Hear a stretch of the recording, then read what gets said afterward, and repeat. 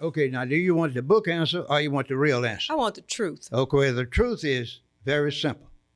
The way black folks operate business Mm-hmm.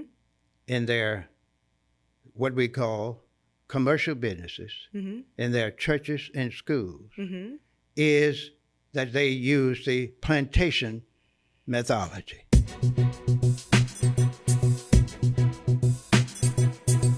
In our community, I find, and I met with this when I worked earlier in my career, working with some people who were older. I was in a management position, but I was at a younger age, but my peers were 20 years my senior, but we were on the same level. And unfortunately, the challenge in that space was, I'm saying, I don't want your position. I'm not your competition, but I do want to learn from you. I want to learn what you know.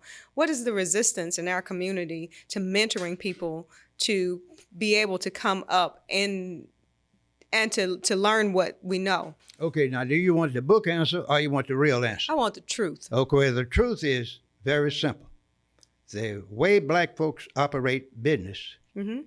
in their what we call commercial businesses, Mm-hmm. in their churches and schools, Mm-hmm. is that they use the plantation methodology. Wow. Think about it. Mm-hmm.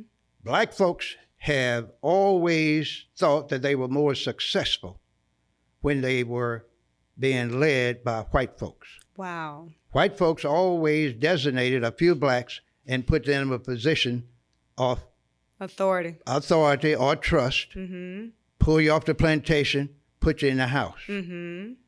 John Doe that was in the house didn't want no other black person to come into the house. So he had to hold somebody down. That's right. He had to keep them down. And when they put him in the position of responsibility, he most certainly felt so good about it until he didn't want nobody else Oh, wow. to even succeed him. Wow. And that's the way it happens when he got out of slavery. I can So the see black how folks- that parlays into the mentality that persists now. Exactly. It's all historical. Wow. And you don't teach this in the schools. See, the black colleges and universities have been designed to promote the status quo. They don't teach that if you have a business department, every student should leave there with a business plan and an incorporated business when he graduates from college. That ought to be part of the requirements. I wish it were. I wish it were. Thank you. But what do they teach in these business schools? They teach you how to be a wonderful manager. That's all. For other folks' business. For other folks' businesses. And I tell you, I'll share this with you. My friend girl and I have a degree in marketing, and I won't call out my dear university, although I love. But I'm not going to hold it against them because they're not alone in this. But we went through, and I'm going to say it's not just the university, but it's also the parenting. And our parents wanted us to have a certain degree of success.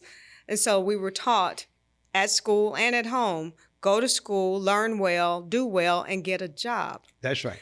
It wasn't until we both got into our adult lives that we realized we weren't working in spaces where we were satisfied because it wasn't our passion. We both were fairly tenacious females.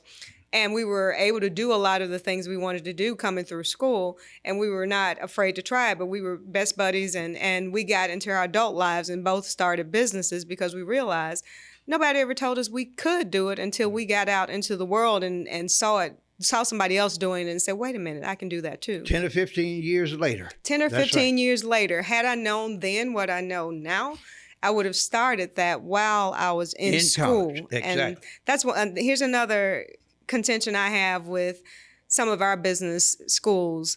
We have, how do I put it? We have people who teach, but who have not done. So they are theoretical. They have an idea about what they're teaching, but they've read about how to run a business from a book. That's right.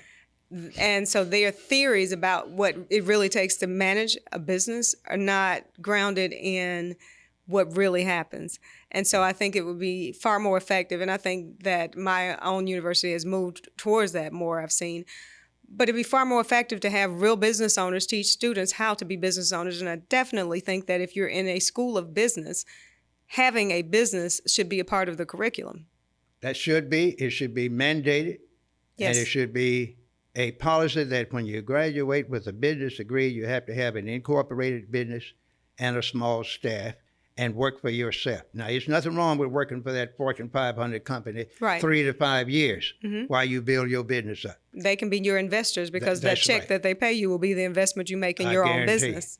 So whenever when I worked for other folks, after the 5th year of working for others, I started my own business. Okay. I would leave my so-called regular job and go to my part-time job. I I did gotcha. that for over 30 years. And didn't gotcha. even tell the folks I had a part-time job. And that's okay. That's okay to do. But if we can get that seeded, and then it's so much easier now than it was then. Back then, you remember, we didn't have social media. That's we right. didn't have the internet to connect us to the world. We were just person to person connecting.